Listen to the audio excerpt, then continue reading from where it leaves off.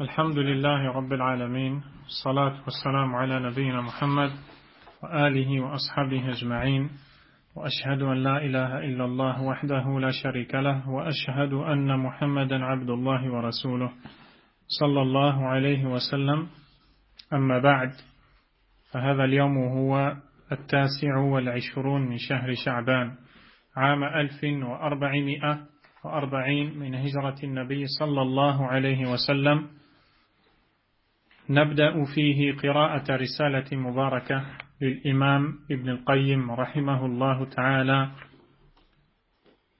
المسمى برسالة ابن القيم أو بالرسالة التبوكية.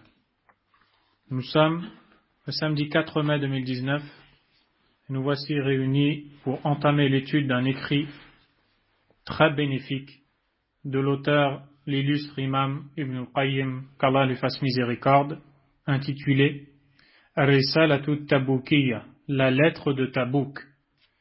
Et cet écrit que nous allons tenter d'étudier, Inch'Allah Ta'ala, est le regroupement de conseils très précieux,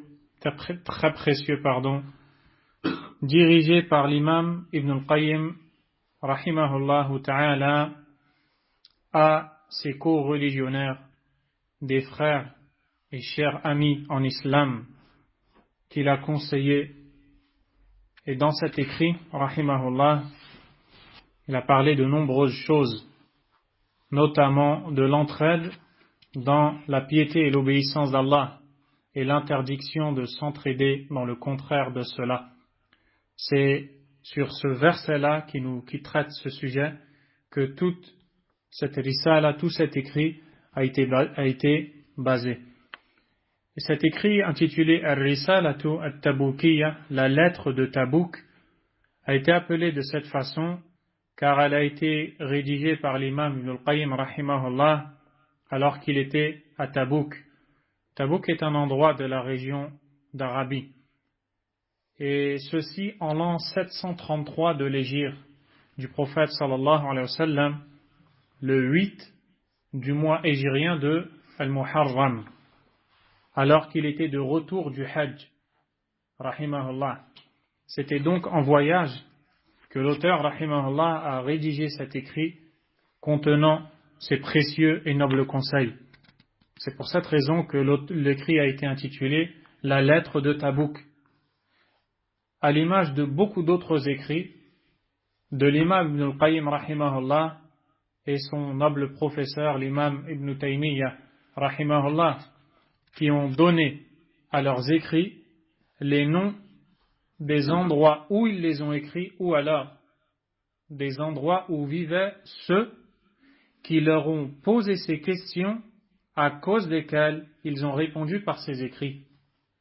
Comme le livre que vous connaissez, Al-Aqidatul Wasitiyya. C'est une question à la base que lui a posée un homme dénommé Radiyuddin al-Wasiti, un homme de la région de Wasit, qui a adressé une demande à l'imam Ibn Taymiyyah de lui rédiger la croyance des musulmans authentiques.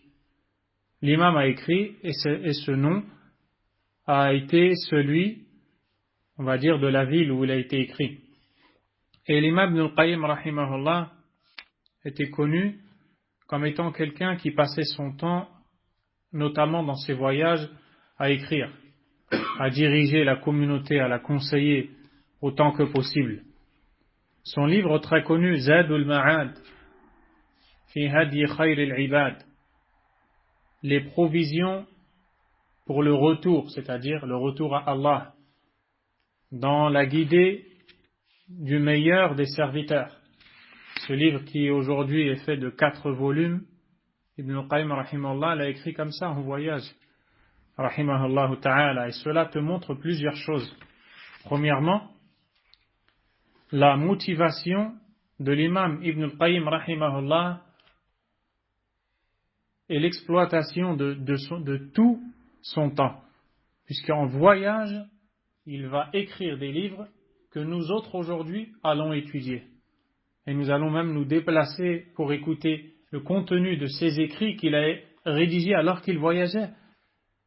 rahimahullah ta'ala. Ainsi, il ne perdait pas son temps.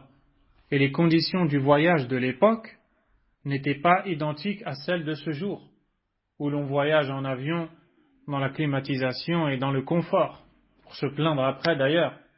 Mais lui et eux, ils voyageaient sur le dos de chameaux dans des déserts. Peut-être qu'il y avait des jours qu'ils passaient sans manger ou sans assez manger ou boire. Et pourtant, voilà ce qu'ils faisaient de ce temps-là, rahimahumullah, et ce n'est pas pour rien qu'Allah subhanahu wa ta'ala les a élevés. Également, parmi ce que l'on peut comprendre ou tirer comme leçon, c'est la sincérité envers Allah Azza wa Jal et ses fruits. Et regardez l'imam, rahimahullah, qui va rédiger un écrit il y a tant d'années, en l'an 733 de l'Hégire, et nous sommes en l'an 1440, c'est-à-dire qu'il y a plus de 7 siècles. Vous entendez très bien que cet écrit a été rédigé. 7 siècles après, il l'a écrit à Tabouk et l'a envoyé à des frères en Allah qui étaient dans la région du Cham, vers la Syrie. Nous voici 7 siècles après en France, en train d'étudier le contenu de cet écrit. Ça te montre la baraka qu'Allah Azza wa Jal donne. À la base, il va conseiller quelqu'un et aujourd'hui, tu vas prendre ce conseil comme s'il t'était dirigé. Subhanallah. Allah Azza wa Jal a vraiment accordé ses faveurs à ses savants de la sunna et de l'islam. Dans cet écrit, l'imam Ibn al-Qayyim rahimahullah se base sur la parole d'Allah subhanahu wa ta'ala wa ta'awanu 'ala al-birri wat-taqwa wa la ta'awanu 'ala al-ithmi wal-'udwan wattaqullah innallaha shadidul 'iqab. C'est-à-dire, et entraidez-vous dans le bien et la piété et ne vous entraidez pas dans le péché et la transgression. Et craignez Allah. Certes, Allah est dur en châtiment. Cette traduction n'est qu'approximative. Je le dis bien. Mais c'est avec l'étude de cet écrit que l'on va approfondir ou tenter d'approfondir nos connaissances ou notre compréhension de ce verset bi'idhnillahi tabaraka wa ta'ala. Ainsi, l'on voit le devoir que les croyants ont de s'entraider dans ce qui plaît à Allah et de ne pas s'entraider dans ce qui déplaît à Allah subhanahu wa ta'ala. Et chaque personne a l'obligation de connaître quel est le domaine où il a l'ordre de s'entraider avec autrui et l'autre domaine où il a l'interdiction de s'entraider avec autrui. C'est donc un conseil fraternel de l'imam Ibn al-Qayyim rahimahullah.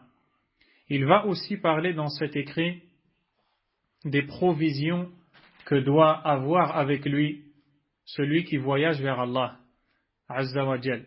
Comme vous le savez, depuis notre naissance jusqu'à notre mort, nous voilà à voyager vers Allah subhanahu wa ta'ala. Ces jours qui passent, ces moments, ces années ne sont que des étapes que nous franchissons au fur et à mesure avant d'arriver à la dernière, celle qui nous amènera à Allah subhanahu wa ta'ala. Et nous espérons avoir assez de provisions pour le rencontrer ce jour-là et qu'il nous pardonne nos fautes et nos péchés. Et tout voyageur qui entreprend un voyage ou qui va traverser une longue distance a fortement besoin de prendre avec lui des provisions et de connaître quelles sont les provisions dont il a besoin. Les gens sont donc dans le grand besoin de connaître ce genre d'écrits et leur contenu. Surtout dans cette époque, comme dit le Cheikh Abdul Razzaq ibn Abd al-Muhsin al-Badr, hafidahullah, cette époque où les moyens de communication se sont multipliés, à tel point que les gens les utilisent soit pour l'entraide dans le bien, ça sera donc un grand bien pour les gens, soit pour l'entraide dans le mal. Avec ces nouveaux moyens de communication et ces réseaux sociaux, le mal se propage à une vitesse extraordinaire, tout comme le bien peut se propager de façon très étonnante, dans une rapidité sans pareille. tout individu qui recherche le savoir parmi les gens de l'islam a besoin de lire ce genre d'écrit dans lequel il va montrer la voie tracée par Allah subhanahu wa ta'ala pour atteindre le salut, pour la réussite. Il va aussi parler de l'importance de la méditation du Coran, du livre d'Allah subhanahu wa ta'ala. Et il a rédigé cet écrit, rahimahullah, après avoir, en premier lieu, rédigé quelques vers de poésie où il a adressé des conseils à ses frères, et après avoir envoyé ces vers de poésie, il a rédigé cet écrit, Ar-Risalatut Tabukiyya, la lettre de Tabouk, qu'il a envoyé à des amis à lui, des frères en Allah, situés dans la région du Sham, comme nous l'avions dit, vers la Syrie. Si ce n'est que là, je vous disais que l'imam Ibn al-Qayyim avait pour habitude d'écrire pour des causes. On lui pose une question, il répond par un écrit.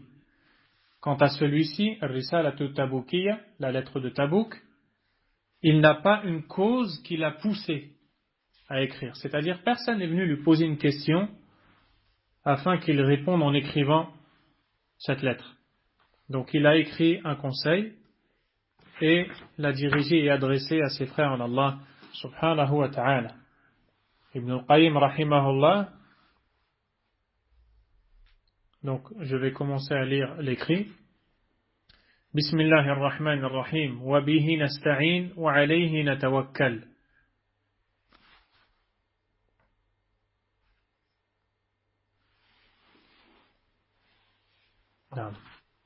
Je vais passer directement à la parole de l'imam Ibn al-Qayyim rahimahullah. Faslun.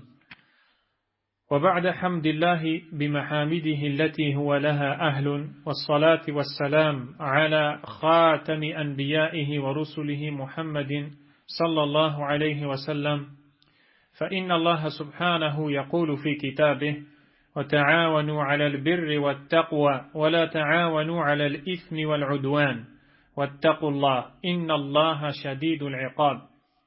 Après avoir loué Allah par les louanges dont il est digne, subhanahu wa ta'ala, et prier sur son prophète Muhammad sallallahu alayhi wa sallam, le sceau des prophètes et messagers.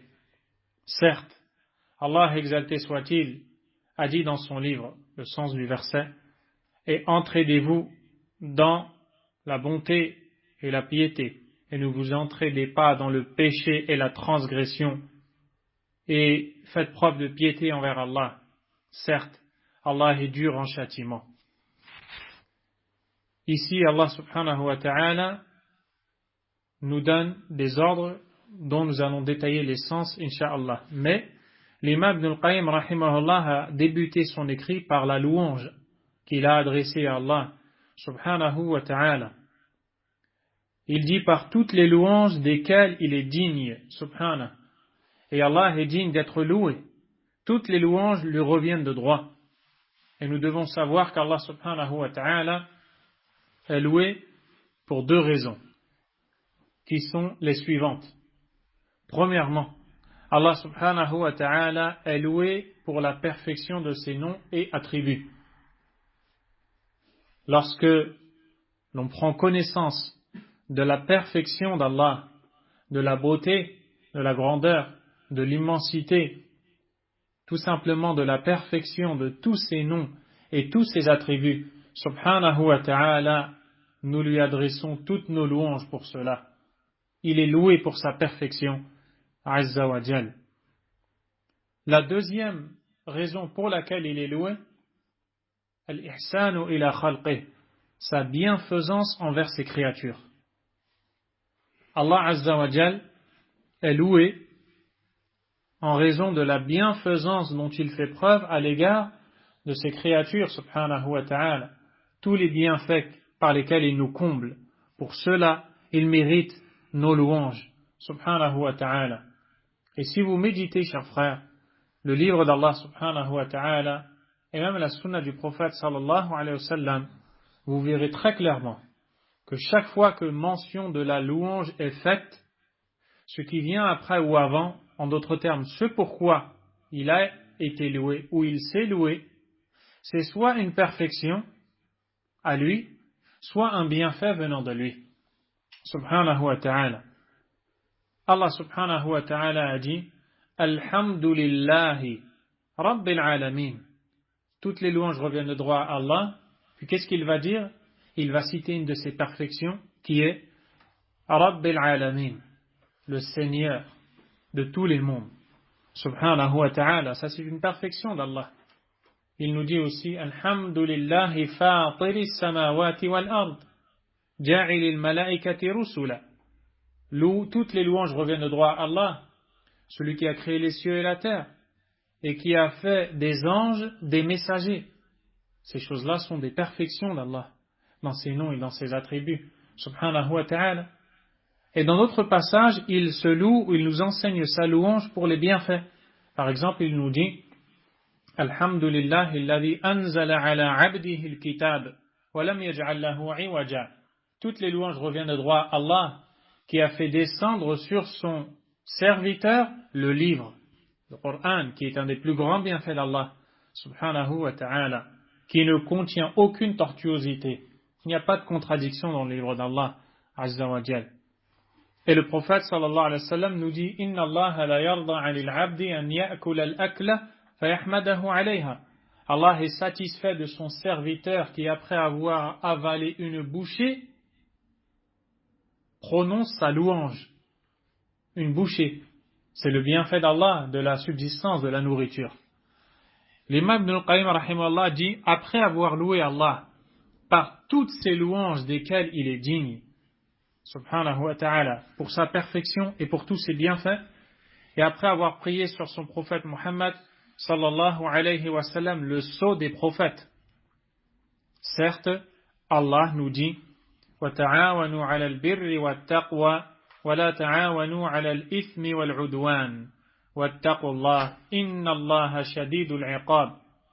Dans le deuxième verset de Surat Al-Ma'idah, la table servie, la sourate numéro 5 du livre d'Allah subhanahu wa ta'ala, Allah azza wa jalla nous dit, d'après le sens rapproché bien sûr du verset, entraidez-vous dans l'accomplissement des bonnes œuvres et de la piété, et ne vous entraidez pas dans le péché et la transgression, et craignez Allah, car Allah est certes dur en punition. Subhanahu wa ta'ala. Ibn al-Qayyim rahimahullah nous dit وقد اشتملت هذه الآية على جميع مصالح العباد في معاشهم ومعادهم فيما بينهم في بعضهم بعضا وفيما بينهم وبين ربهم فإن كل عبد لا ينفك عن هاتين الحالتين وهذين الواجبين واجب بينه وبين الله وواجب بينه وبين الخلق. Ce verset précité réunit en lui tous les intérêts des serviteurs dans leur vie d'ici-bas et le jour de la résurrection, dans les relations entre eux les uns les autres et dans leurs relations entre eux et leur Seigneur, subhanahu wa ta'ala. Il nous dit, chaque serviteur ne peut jamais se détacher de ces deux situations, de ces deux devoirs que sont le devoir dans sa relation entre lui et Allah et le devoir dans sa relation entre lui et les créatures d'Allah, subhanahu wa ta'ala. Ce verset que l'on va étudier, incha'Allah, a réuni en lui, nous dit l'auteur, tous les intérêts de la personne, tant bien les intérêts mondains que ses intérêts de l'au-delà, ses intérêts en rapport avec sa relation avec Allah, subhanahu wa ta'ala, de même que les intérêts en relation avec son rapport avec les autres parmi les gens. Car nous avons un devoir de relation envers Allah et un devoir de relation envers les autres. Et lorsque vous lisez les écrits, où les comportements nous sont prescrits et les mauvais interdits, lorsque vous méditez dans les versets du livre d'Allah, subhanahu wa ta'ala, ou dans les hadiths, vous voyez que beaucoup de transactions sont illicites. Des formes d'injustice ont été interdites. il s'agit ici de notre relation avec autrui. Tout comme vous voyez que le polythéisme a été interdit. C'est notre relation vers Allah. On ne doit pas la souiller en invoquant un autre que lui. Donc, dans les textes du Coran et de la Sunna, on nous appelle à entretenir notre relation avec Allah Azza wa Jal et notre relation envers les gens. Dans ce verset-là, où Allah nous ordonne de nous entraider dans le bien et la piété et de ne pas nous entraider dans le péché et la transgression, il s'agit ici de notre relation avec les autres parmi les gens. Et la suite du verset, wattaqullah, et craignez Allah, c'est notre relation envers Allah, subhanahu wa ta'ala. Et l'on ne peut jamais se détacher de ces deux situations ou de ces deux devoirs qui nous incombent. Et l'imam Ibn al-Qayyim, rahimahullah, nous dit فَأَمَّا مَا بَيْنَهُ وَبَيْنَ الْخَلْقِ مِنَ الْمُعَاشَرَةِ وَالْمُعَاوَنَةِ وَالصُّحْبَةِ فَالْوَاجِبُ عَلَيْهِ فِيهَا أَنْ يَكُونَ اجْتِمَاعُهُمْ بِهِمْ وَصُحْبَتُهُمْ لَهُمْ تعاونا على مرضاة الله وطاعته التي هي غاية سعادة العبد وفلاحه ولا سعادة له إلا بها. Quant à ce qu'il y a entre les créatures comme relation, les fréquentations, l'entraide,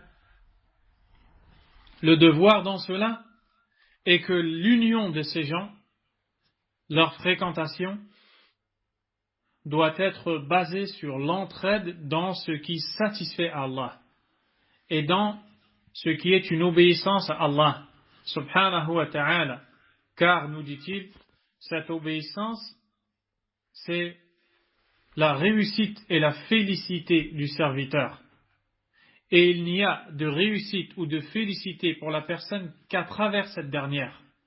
Personne ne peut être heureux sans l'obéissance d'Allah subhanahu wa ta'ala. Wallahi, personne ne peut être heureux s'il n'obéit pas à Allah, s'il n'est pas soumis à ses ordres, s'il n'est pas un serviteur esclave volontaire de plein gré à Allah tabaraka wa ta'ala.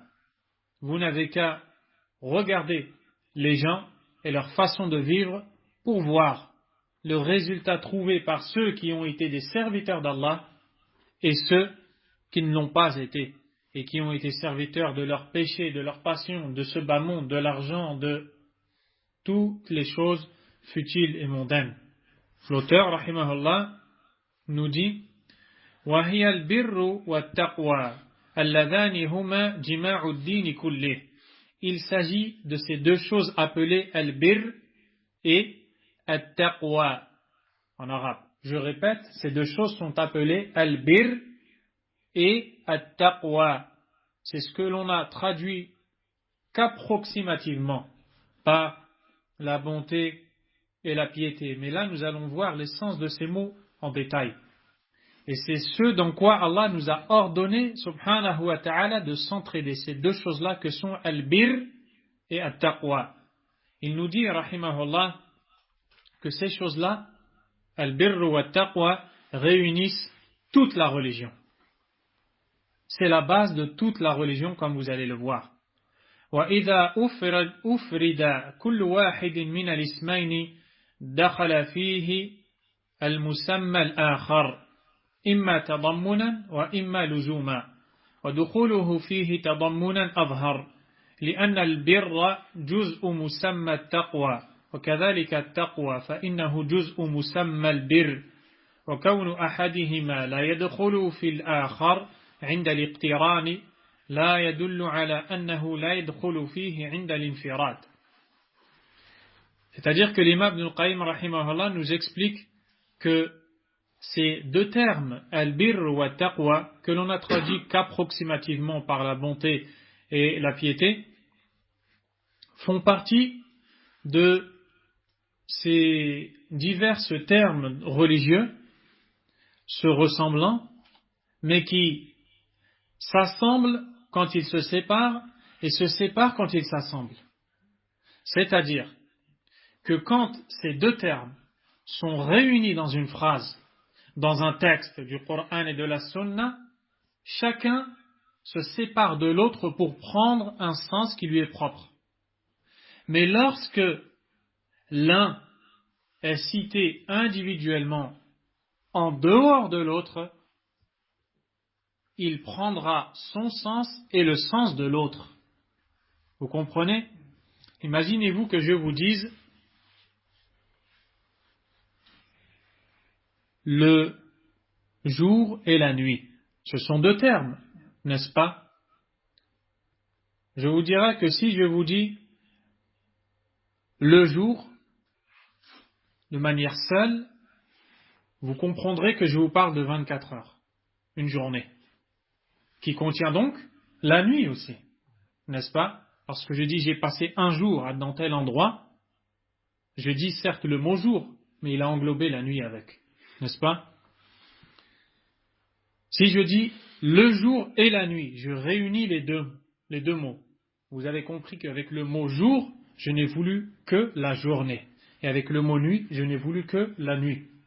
Il y a des termes dans le Coran et la Sunna qui, quand ils se rassemblent, ils sont cités ensemble, chacun prend un sens.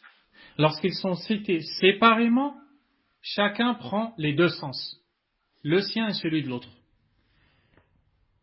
À l'image des exemples que va donner l'imam Ibn al-Qayyim rahimahullah.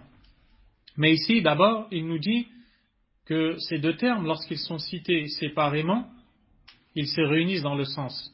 Lorsqu'ils sont réunis dans le texte, ils sont séparés dans le sens. Vous avez compris ce que cela veut dire. Et il nous donne des exemples. وَنَظِيرُ هَذَا لَفْظُ الْإِيمَانِ وَالْإِسْلَامِ. À titre d'exemple, le mot iman et le mot islam. Lorsque l'on voit dans les textes al-iman ou al-islam uniquement, le terme prend son sens et le sens du second. Donc islam veut dire islam et iman veut dire iman et islam. Mais quand ils se séparent, quand ils se réunissent dans un texte, on sait que quand on dit islam, on parle des 5 piliers de l'islam uniquement, l'attestation de foi, la prière, l'aumône, le jeûne et le pèlerinage. Et quand on dit l'iman, on parle des piliers de la foi qui ne sont pas apparents. La foi en Allah, en ses anges, en ses livres, en ses prophètes, au jour dernier, au destin, qu'ils soient bons ou mauvais. Donc quand on les cite ensemble, l'islam prend ses 5 piliers, la foi prend ses 5 piliers, l'iman. Mais quand on les sépare et qu'on dit islam, ça veut dire les 5 piliers de l'islam et les 6 piliers de la foi. Et quand on dit le mot iman, ça veut dire les 6 piliers de la foi et les 5 piliers de l'islam avec. Vous comprenez? Il nous dit wal iman wal amal as-salih. On voit aussi l'iman et l'amal as-salih, la foi et les bonnes actions. Des fois dans des textes, tu trouves la foi. Quand la foi est citée, elle englobe les bonnes actions. Tu trouves dans d'autres textes les bonnes actions. Quand la bonne action est citée, elle englobe la foi. Dans d'autres textes, tu trouves la foi et les bonnes actions. À ce moment-là, la foi prend un sens propre et les bonnes actions prennent un sens propre. C'est ça qui est voulu. Il dit wal faqir wal miskin, comme ces deux termes, al faqir et al miskin, les deux qui désignent le pauvre seulement. Si je dis al faqir seul, ça prend le sens du terme faqir et du terme miskin. Si je dis al miskin de façon seule, il en est de même. Par contre, si tu vois dans les textes le mot faqir accompagné du mot miskin, il y aura une différence entre les deux. C'est que le faqir, c'est celui qui n'a rien du tout, et le miskin, c'est celui qui n'a pas assez. Comprenez? Alors que si je dis simplement miskin, ça englobe celui qui n'a rien du tout et celui qui n'a pas assez. Si je dis simplement le mot faqir, ou si je le trouve dans les textes, ça englobe celui qui n'a pas assez ou celui qui n'a rien du tout. Mais quand je vois miskin avec faqir cités ensemble, je sais que miskin veut dire celui qui n'a pas assez et faqir, celui qui n'a rien. Wal fusuq wal isyan, comme la perversion et la désobéissance. Il en est de même pour ces mots. Chacun va prendre un sens s'ils sont réunis, et chacun prend le sens de l'autre s'ils sont séparés dans les textes. Wal munkar wal fahisha, le blâmable et les turpitudes. Wa nadha'iruhu kathira, Et il y a plein d'autres mots dans ce genre qui sont dans les textes du Coran et de la Sunna. Il nous dit ensuite وهذه قاعدة جليلة من أحاط بها زال عنه إشكالات كثيرة أشكلت على طوائف كثيرة من الناس ولنذكر من هذا مثالا واحدا يستدل به على غيره وهو البر والتقوى. Cette règle-là qui est quand ils s'assemblent, ils se séparent, et quand ils se séparent, ils s'assemblent, c'est-à-dire quand ils s'assemblent dans le texte, ils se séparent dans le sens, et quand ils se séparent dans le texte, ils se rassemblent dans le sens. Ça, c'est une règle. Vous devez comprendre ce que je veux dire, cette règle. Cette règle-là est très importante, nous dit l'auteur, rahimahullah. Quiconque la cerne, beaucoup d'ambiguïtés seront dissipées de son esprit, car il comprendra. Comme certains qui peuvent croire qu'il y a des contradictions ou d'autres choses de cet ordre dans le Coran, parce qu'ils ne connaissent pas ce genre de règle. Celui qui connaît cette règle, beaucoup d'ambiguïtés seront dissipées et enlevées de son esprit. Il nous dit, et nous allons donner en exemple ici les deux termes, al-birru wa taqwa, qui sont les termes cités dans le verset. C'est deux choses dans lesquelles nous avons l'ordre d'Allah subhanahu wa ta'ala de nous entraider. Il nous dit فَإِنَّ حَقِيقَةَ الْبِرِّ هُوَ الْكَمَالُ الْمَطْلُوبُ مِنَ الشَّيْءِ وَالْمَنَافِعُ التي فيه الخير كما يدل عليه اشتقاق هذه اللفظة وتصاريفها في الكلام. La réalité du terme al-birr en langue arabe, c'est quelque chose qui réunit tout le bien et les utilités. Le mot al-birr, c'est quelque chose de manière globale et générale qui réunit tout le bien et les utilités. Cette notion de base, ce sens de base, c'est celui que l'on retrouve de tous les dérivés arabes de ces lettres-là, bir, ou de ce mot-là si vous voulez pour vous faciliter. Il nous dit par exemple al-burr, ce que l'on appelle al-burr, c'est le blé. Le blé a été appelé al-burr. Le blé, n'est-ce pas que c'est un grand bien?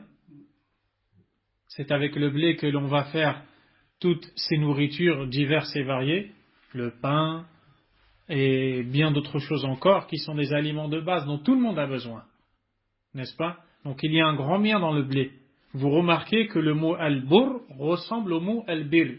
Pourquoi? Parce qu'ils se ressemblent dans la notion de base qu'ils ont, qui est le bien. Il nous dit لِكَثْرَةِ مَنَافِعِهِ وَخَيْرِهِ بِالْإِضَافَةِ إِلَى سَائِرِ الْحُبُوبِ. On l'a appelé de cette façon car il contient un très grand bien et un grand nombre d'utilités comparé aux autres graines qui sont semées. وَمِنْهُ رَجُلٌ بَارٌ وَبَرٌ. De même, lorsqu'on dit de quelqu'un qui est bon et qui est pieux, رَجُلٌ بَارٌ ou barun. Isa alayhi salam a dit, alors qu'il était en bas âge, bébé, wa barram biwalidati. Allah m'a rendu barran envers ma mère, c'est-à-dire bon, plein de bonté envers elle, bon comportement, obéissant, attentionné, respectueux, et tout le bien que il avait, alayhi salam. Également, on voit dans le Coran Kiramim barara. Quand on voit qu'Allah Azza wa Jalla a décrit les anges, il les a décrits comme étant kiram, nobles, barara, bon. Dans barara, nous retrouvons les mêmes lettres que celles retrouvées dans al-bir. Également al-abrar, quand Allah Azza wa Jalla dit Innal abrar la fi na'im. Certes, ceux qui sont appelés al-abrar seront dans les délices, en parlant des gens pieux. Ils seront dans les délices du paradis sous l'agrément d'Allah subhanahu wa ta'ala. فالبر كلمة لجميع أنواع الخير والكمال المطلوب من العبد.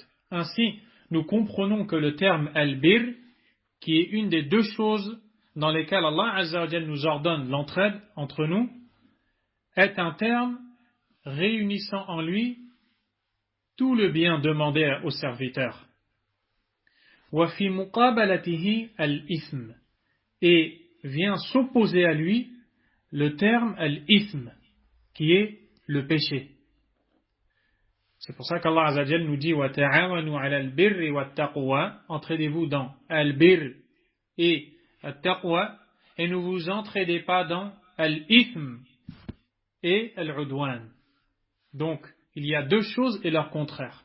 La première, c'est al-birr, son contraire, c'est al-ithm. Al-birr, c'est tout le bien demandé à la personne, et al-ithm, c'est tout son contraire, justement. وفي حديث النواس بن سمعان رضي الله عنه أن النبي صلى الله عليه وسلم قال له جئت تسأل عن البر والإثم فالإثم كلمة جامعة للشر والعيوب التي يذم العبد عليها. L'auteur nous dit dans le hadith rapporté par le compagnon An-Nawas ibn Sam'an, qu'Allah l'agrée, le prophète alayhi salatu wassalam lui a dit: tu es venu m'interroger sur al-bir, sur la bonté, ou al-ithm, et les péchés. Tu veux connaître et approfondir tes connaissances sur ces deux choses-là, et savoir leur définition et ce qu'elles représentent. Donc ces deux choses ont été citées dans le hadith. Si ce n'est que l'auteur, rahimahullah, a cité que ce récit est celui rapporté par le compagnon Nawas ibn Sam'an. Or, la réalité est que ce récit est celui d'un autre compagnon, le dénommé Wabisatu ibn Ma'bad, qu'Allah l'agrée, à qui le prophète alayhi salatu wassalam lui a dit: tu es venu m'interroger sur al-bir wal-ithm. Lors de la venue de ce compagnon, le prophète sallallahu alayhi wa sallam lui a dit: tu es venu m'interroger sur cette chose et celle-là. Et l'autre hadith, donc celui-ci, c'est le hadith de Wabisat ibn Ma'bad. Quant au hadith de An-Nawas ibn Sam'an, l'autre compagnon, il dit: Sa'altu Rasulallah sallallahu alayhi wa sallam anil birri wal ithm. J'ai interrogé le messager d'Allah sallallahu alayhi wa sallam sur al-bir et al-ithm. Al-bir, la bonté, et al-ithm, les péchés. Faqal, le prophète m'a répondu: al-birru husnul khuluq. Al-bir, c'est le bon comportement. Tu vois que cette réponse est une parole bénie du prophète alayhi salatu wassalam, car le bon comportement implique le bon comportement envers Allah et le bon comportement envers les gens. Le bon comportement envers Allah Azza wa Jal, qui se manifeste par l'application du tawhid et de l'adoration d'Allah seul, par le suivi de son prophète sallallahu alayhi wa sallam, le bon comportement envers le messager en suivant sa sunna et en rejetant toute forme d'innovation, et ensuite le comportement envers les gens. Donc al-bir, c'est une parole globale qui réunit tout le bien.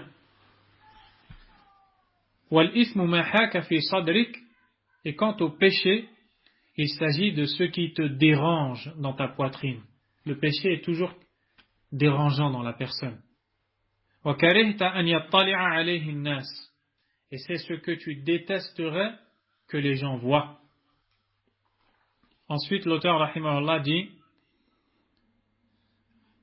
quant au mot al-ithm, le péché, c'est un mot aussi qui réunit tout le mal et tous les défauts pour lesquels le serviteur est blâmé. فيدخل في مسمى البر الإيمان وأجزاؤه الظاهرة والباطنة لا ريب أن التقوى جزء هذا المعنى وأكثر ما يعبر بالبر عن بر القلب وهو وجود طعم الإيمان فيه وحلاوته وما يلزم ذلك من طمأنينته وسلامته وانشراحه وقوته وفرحه بالإيمان فإن للإيمان فرحة وحلاوة ولذاذة في القلب فمن لم يجدها فهو فاقد للإيمان أو ناقصه. L'auteur rahimahullah nous dit que dans le terme al-bir, la foi entre al-iman entre dans le terme al-bir, avec toutes ses parties, qu'elles soient apparentes et cachées. La croyance en Allah subhanahu wa ta'ala, en ses anges, en ses prophètes, au jour dernier, au destin, à la résurrection, la croyance au nom, aux attributs d'Allah, tabaraka wa ta'ala, l'amour d'Allah, l'espoir en la miséricorde d'Allah, la confiance en Allah, la bonne opinion d'Allah, la véracité envers Allah, la sincérité, tout cela fait partie des aspects qui ne sont pas apparents physiquement de la foi et qui font partie de al-bir, cette chose-là dans laquelle Allah nous ordonne de s'entraider. Et cela fait partie justement de la taqwa qu'il va détailler après, qui est la piété. Et très souvent, la plupart du temps, quand on cite le mot al-bir, on parle de al-bir du qalb, la bonté du cœur, qui consiste à ressentir la saveur de la foi. Et tout ce qui en découle comme quiétude, comme épanouissement, et comme joie éprouvée pour la foi. Car certes, nous dit l'auteur, rahimahullah, la foi a une saveur, a un délice dans le cœur. Quiconque n'y goûte pas à cette saveur aura alors soit perdu la foi totalement, ou aura alors une grande défaillance dans sa foi. Il nous a donc montré que le mot al-bir est un mot général qui englobe beaucoup de choses. De ce point de vue-là, le deuxième mot qui est at-taqwa, qui est la piété, forcément entre dans la définition de al-bir. Du fait que le mot al-bir, cette chose dans laquelle Allah nous a ordonné l'entraide, subhanahu wa ta'ala, est une chose qui, comment dirais-je, est une chose qui regroupe tout ce qui est bien et tout ce qui plaît à Allah, subhanahu wa ta'ala. Puis il nous parle de la saveur de la foi, retrouvée par le croyant dans sa poitrine et dans son cœur. La base de al-bir, dans laquelle Allah nous ordonne de s'entraider, subhanahu wa ta'ala, c'est la croyance authentique. Il ne peut pas y avoir de al-bir, de bonté, sans avoir une bonne croyance. Pour cela, la personne qui n'a pas une bonne croyance authentique, rien n'est accepté d'elle. Allah Azza wa Jalla a dit وَقَدِمْنَا إِلَى مَا عَمِلُوا مِنْ عَمَلٍ فَجَعَلْنَاهُ هَبَاءً مَنْثُورًا. Et nous avons amené tout ce qu'ils ont avancé comme action, les polythéistes le jour dernier, qui avaient fait des bonnes actions apparentes dans ce bas monde, ils ont nourri des pauvres, aidé le besogneux, ils ont rendu service à autrui. Allah amène toutes ces actions le jour dernier. Et qu'est-ce qu'il va faire? فَجَعَلْنَاهُ هَبَاءً مَنْثُورًا. Et on les réduira en poussière éparpillée. Elles ne seront pas acceptées d'Allah. Car il n'y a de bonté que s'il y a une bonne croyance. Que s'il y a une bonne croyance. Et ça te montre que ceux qui disent que c'est le bon comportement d'abord, avant tout, n'ont pas compris la réalité des textes. Avant tout, c'est la bonne croyance envers Allah, subhanahu wa ta'ala. Et de cette bonne croyance, le bon comportement doit découler sans le moindre doute. Mais c'est la croyance qui passe avant tout, et la croyance est la base de la piété, et la base de la bonté. Il n'y a de bonté ni de piété que s'il y a une bonne croyance au préalable. Celui qui associe à Allah, subhanahu wa ta'ala, quelle bonté a-t-il? Quelle piété a-t-il?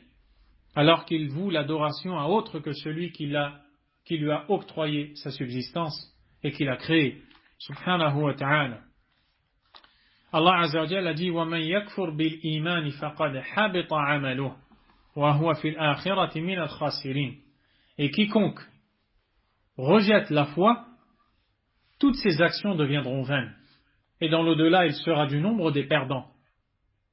Donc même s'il a fait des bonnes actions, même s'il a aidé, même s'il a partagé, il n'est pas accepté chez Allah, il n'est pas considéré comme bar, comme quelqu'un de bon, du fait qu'il n'a pas eu la base de la piété qui est la croyance saine, la croyance authentique. On comprend donc que dans la religion d'Allah subhanahu wa ta'ala, il y a l'ordre de s'entraider dans le bien. Et l'on ne peut s'entraider dans le bien que si l'on a une croyance authentique. Ainsi, s'asseoir pour apprendre la croyance authentique est la base même de l'entraide dans le bien.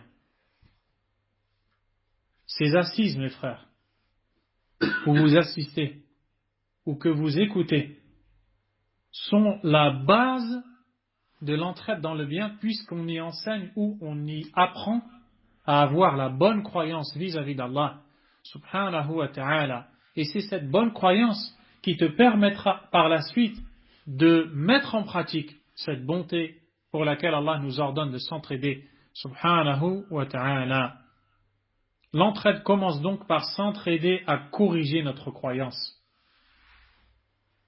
L'auteur rahimahullah nous dit فَهَؤُلَاءِ عَلَى أَصَحِّ قَوْلَيْنِ الْقَوْلَيْنِ مُسْلِمُونَ غَيْرُ نعم, je n'ai pas lu le verset, pardon. وَهُمْ مِنَ الْقِسْمِ الَّذِينَ قَالَ اللَّهُ عَزَّ وَجَلَّ فِيهِمْ قَالَتِ الْأَعْرَابُ آمَنَّا قُلْ لَمْ تُؤْمِنُوا وَلَكِنْ قُولُوا أَسْلَمْنَا وَلَمَّا يَدْخُلِ الْإِيمَانُ فِي قُلُوبِكُمْ. Celui qui n'a pas trouvé la foi, la saveur de la foi, soit ne l'a pas du tout, soit a une grande défaillance dans sa foi. Il nous dit, et il fait partie de ces gens au sujet desquels Allah subhanahu wa ta'ala dit, dans le sens rapproché du verset bien sûr, les Bédouins dirent, nous avons eu la foi, nous avons cru. Dis, c'est-à-dire réponds-leur, vous n'avez pas encore eu la foi, vous n'avez pas eu la foi, mais vous vous êtes soumis et la foi n'a pas encore pénétré vos cœurs. Ibn al-Qayyim rahimahullah nous dit, d'après les deux avis dans l'explication de ce verset, d'après l'avis prépondérant des deux avis, ces gens-là sont des musulmans. Il ne s'agit pas dans ce verset de gens qui étaient hypocrites. Il s'agissait de musulmans mais qui ne sont pas encore croyants. Qu'est-ce que cela veut dire? Souvenez-vous mes frères, que les deux termes que sont l'islam ou l'iman, sont l'islam et la foi, sont des termes se séparant dans le sens quand ils se réunissent dans les textes et se réunissant dans le sens quand ils se séparent dans les textes. À titre d'exemple, ici, nous les voyons dans ce verset cités ensemble. Les Bédouins dirent, nous avons eu la foi. Dis-leur, vous n'avez pas eu la foi, mais vous vous êtes soumis, mais vous avez eu l'islam. Donc là, on voit qu'il y a une différence. Ici, il s'agit de l'islam, des actes apparents. Vous avez attesté que nul autre qu'Allah ne mérite l'adoration et que Mohammed est son messager, sallallahu alayhi wa sallam. Vous vous acquittez des devoirs apparents. Quant à la foi et ce qui vous est demandé intérieurement, vous ne l'avez pas encore atteint. Car ces gens-là étaient fraîchement convertis à l'islam. Donc ils avaient les actes apparents, mais peut-être que les actes intérieurs, qui sont dans la définition de la foi, n'étaient pas encore atteints comme il se doit. Ainsi Allah Azza wa Jalla a dit à ces gens, a dit au prophète alayhi salatu wassalam, de leur dire, vous n'avez pas encore eu la foi n'a pas encore pénétré vos cœurs. L'imam rahimahullah dit wa laysu bi mu'minin. Ces gens-là étaient musulmans, ils ne sont pas hypocrites et ils ne sont pas non plus croyants, c'est-à-dire dans le sens de ce qu'il y a à l'intérieur. إِذْ لَمْ يَدْخُلِ الْإِيمَانُ فِي قُلُوبِهِمْ فَيُبَاشِرَهَا حَقِيقَتُهُ. Car la foi n'a pas encore pénétré leur cœur de telle sorte à ce qu'ils en ressentent la réalité. C'est ça qui est voulu dans le verset. وَقَدْ جَمَعَ اللَّهُ تَعَالَى خِصَالَ الْبِرِّ فِي قَوْلِهِ لَيْسَ الْبِرَّ أَن تُوَلُّوا وُجُوهَكُمْ قِبَلَ الْمَشْرِقِ وَالْمَغْرِبِ وَلَكِنَّ الْبِرَّ مَنْ آمَنَ بِاللَّهِ وَالْيَوْمِ الْآخِرِ وَالْمَلَائِكَةِ وَالْكِتَابِ وَالنَّبِيِّينَ وآتى المال على حبه ذوي القربى واليتامى والمساكين وابن السبيل والسائلين وفي الرقاب وأقام الصلاة وآتى الزكاة والموفون بعهدهم إذا عاهدوا والصابرين في البأساء والضراء وحين البأس أولئك الذين صدقوا wa ulaika humul muttaqun. Allah subhanahu wa ta'ala nous dit dans ce magnifique verset de Surat Al-Baqarah, d'après le sens rapproché du verset. Al-bir, qu'on a traduit par la bonté pieuse, ne consiste pas à tourner vos visages vers le levant ou le couchant, mais la bonté pieuse, ou alors al-bir, est d'avoir foi en Allah, au jour dernier, aux anges, aux livres et aux prophètes. On a parlé ici des actions antérieures, n'est-ce pas? C'est la foi. C'est la base même de l'bir, de la bonté pour laquelle Allah nous ordonne de s'entraider. Il nous dit au jour dernier, aux anges, aux livres et aux prophètes. Ensuite, de donner de son bien. Quelque amour qu'on en ait, aux proches, aux orphelins, aux nécessiteux, aux voyageurs indigents et à ceux qui demandent l'aide. Et pour délier les joues, c'est-à-dire affranchir les esclaves, d'accomplir la salat et de s'acquitter de l'aumône. Et ceux qui remplissent leurs engagements lorsqu'ils se sont engagés, ceux qui sont endurants dans la misère, la maladie et quand les combats font rage, les voilà les véridiques et les voilà les vrais pieux. Ce verset a réuni la base de Al-Bir et ses branches qui en découlent. La base, c'est la croyance saine. Quelles sont les branches qui découlent de cette croyance saine? Les bonnes actions, dont celles qui ont été citées dans ce verset. L'on voit donc que dans la foi, il y a une base et des branches. La base qui a été citée, on voit les piliers de la foi. Il dit que la bonté pieuse ne consiste pas seulement à tourner vos visages vers le levant ou le couchant, mais la bonté pieuse consiste à la foi en Allah, au jour dernier, aux anges, aux livres, aux prophètes. Il y a 5 piliers de la foi qui sont cités ici. Et en réalité, ce sont les 6 qui sont cités. Le 6e, qui est la croyance au destin, entre dans la foi en Allah. Quand vous voyez ces 5 piliers cités, sans le pilier de la foi au destin, sachez qu'il est cité de manière sous-entendue dans le sens où il fait partie des composantes de la foi en Allah. Car celui qui ne croit pas qu'Allah a destiné ne croit pas en Allah, subhanahu wa ta'ala. Ainsi, dans ce verset, on voit les 6 piliers de la foi. Et les 6 piliers de la foi ont été cités comme étant les bases de la bonté pieuse, al-bir. Après avoir eu cette base, ce sont des bonnes actions qui nous sont citées. Et l'imam Ibn al-Qayyim rahimahullah dit فأخبر سبحانه أن البر هو الإيمان به وبملائكته وكتبه ورسله واليوم الآخر وهذه هي أصول الإيمان الخمس التي لا قوام للإيمان إلا بها.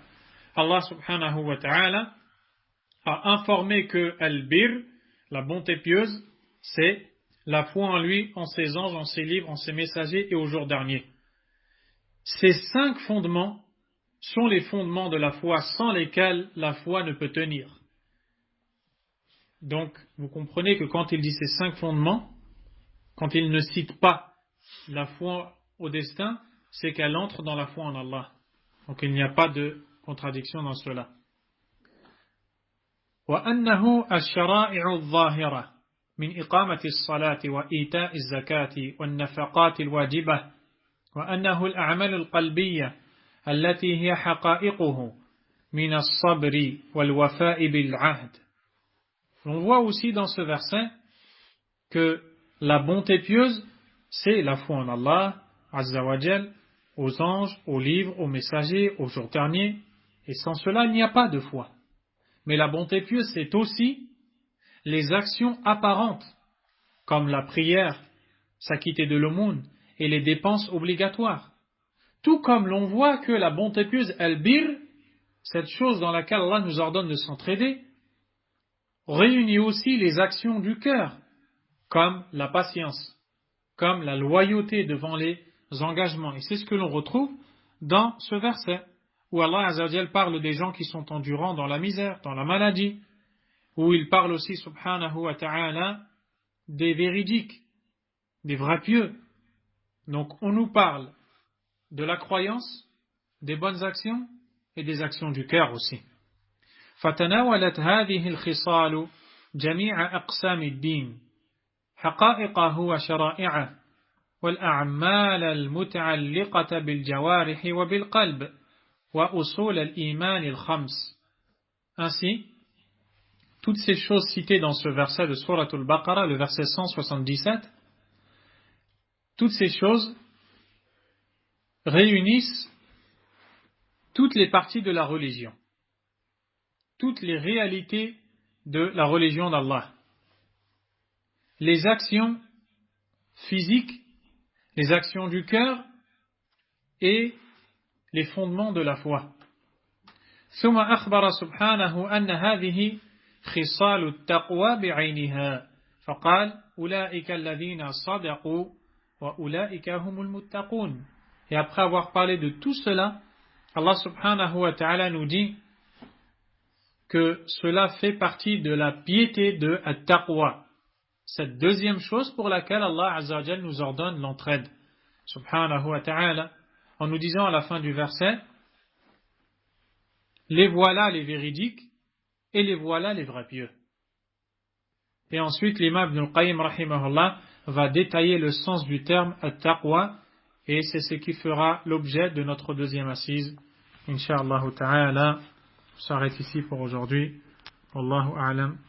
Sallallahu wa sallam wa baraka ala nabiyyina Muhammad wa ala alihi wa ashabihi ajma'in.